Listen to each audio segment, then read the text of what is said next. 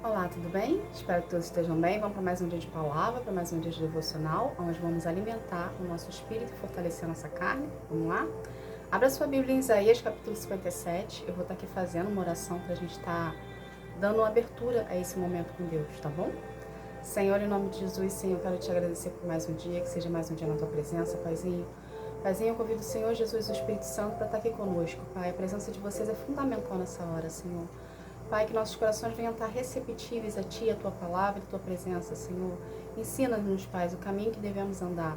Ensina-nos, Senhor, o caminho que devemos seguir, Pai. Paizinho, em nome de Jesus, Senhor, nos dê os corações mais humildes na Tua presença, a qual nós não tenhamos vergonha e nem medo e nem receio de buscar a Tua direcionamento primeiro, Pai. Senhor, em nome de Jesus, eu te agradeço. Amém. Gente, abre a sua Bíblia em Isaías, capítulo 57, a partir do versículo 17, que fala assim: Por causa do pecado da cobiça do meu povo, eu fiquei irado com eles e os castiguei. Na minha ira, eu me afastei deles, mas mesmo assim eles continuaram teimosos e seguiram o próprio caminho. Tenho visto como eles agem, mas eu os curarei e os guiarei, eu os consolarei. Nos lábios do que choram, colocarei palavras de louvor. A todos ofereço a paz aos que estão perto e aos que estão longe, eu os curarei. Gente, o que Deus quer que a gente aprenda disso aqui?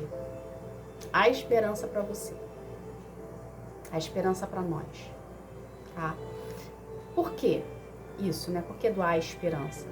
Eu não sei se vocês repararam no texto, nos versículos lidos do 17 ao 19, Deus está dizendo que ele se irou contra o próprio povo dele. Por quê?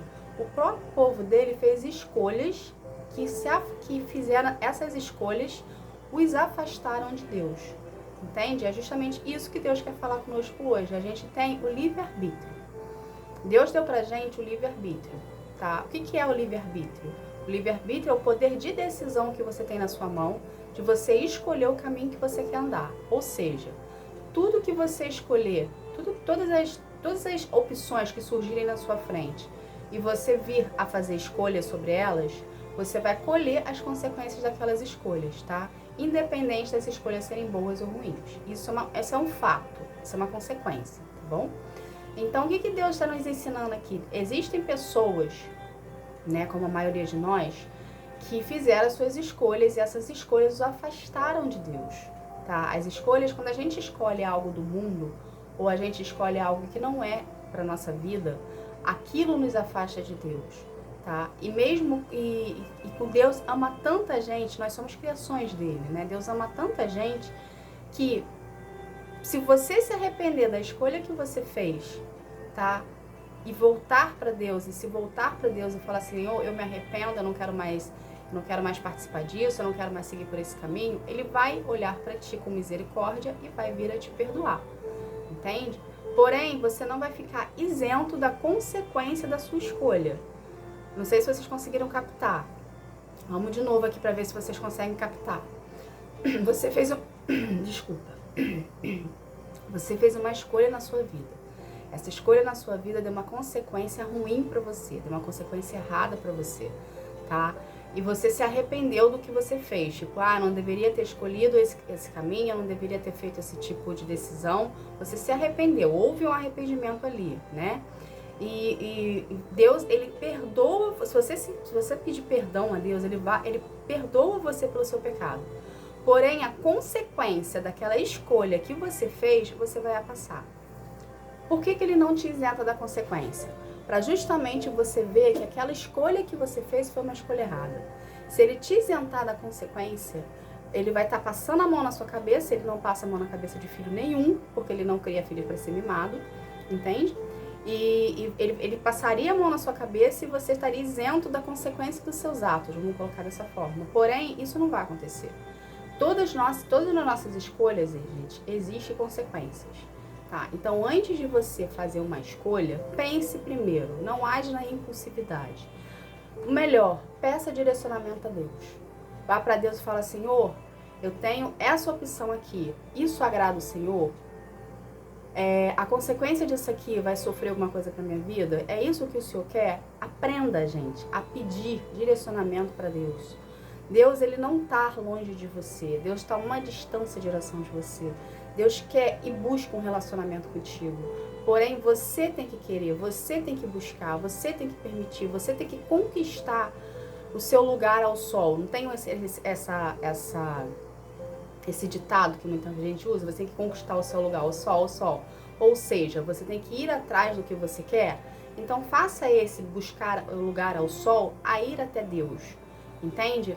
Pra gente ter Deus na nossa vida, a gente precisa conquistá-lo. A gente precisa querer. A gente precisa tomar uma decisão.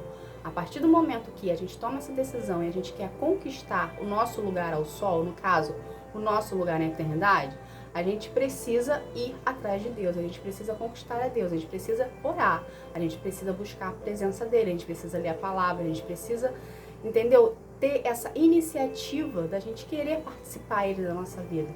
A partir do momento que você participa Deus da sua vida, você começa a ter essa intimidade com ele, ele vai começar a te direcionar o caminho que você deve andar. E você vai errar menos, não vai haver uma consequência ruim. Entende, gente? A gente precisa entender que existem duas portas. Existe a porta larga, que é o caminho do mundo, que são os atrativos, que é o que apetece a sua visão, que é o que faz despertar em você essa vontade de querer alimentar a sua carne, de satisfazer o seu ego, vamos botar dessa forma. E existe a porta estreita. A porta estreita é a porta da salvação. A porta estreita é a porta da cura, da libertação. A porta estreita é Jesus. Entende? Muitas pessoas optam por ir pela porta larga, porém, a porta larga vai ter as consequências dela.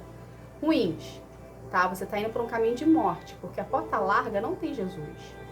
Se você clamar ao Senhor e falar, Senhor, eu quero misericórdia da minha vida, socorro, ele vai te escutar. Ele vai até o seu socorro, ele vai te socorrer. Porém, a intimidade que você poderia ter na porta estreita com ele, você não vai ter. Aí, o que vai acontecer?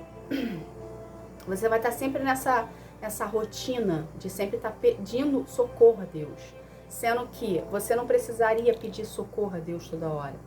Se você tivesse um relacionamento com ele, se você se permitisse ter esse relacionamento. Porque você optou passar pela porta larga, né? Ao invés de passar pela porta estreita. Entende, gente? Ou pelo caminho estreito, ou caminho mais largo, não sei como que você quer conjecturar na tua vida, mas saiba que você indo nas escolhas do mundo, você indo escolher o que apetece a sua carne, isso te afasta de Deus. Entende? Deus é espírito. O mundo não tem espírito. O mundo tem espíritos malignos. Não tem nada a ver com Deus. Entende? Pra gente lidar com Deus, a gente precisa estar em espírito. A gente precisa buscar Ele em espírito e verdade. A gente precisa buscar Ele na nossa intimidade. A gente precisa querer estar na presença dEle.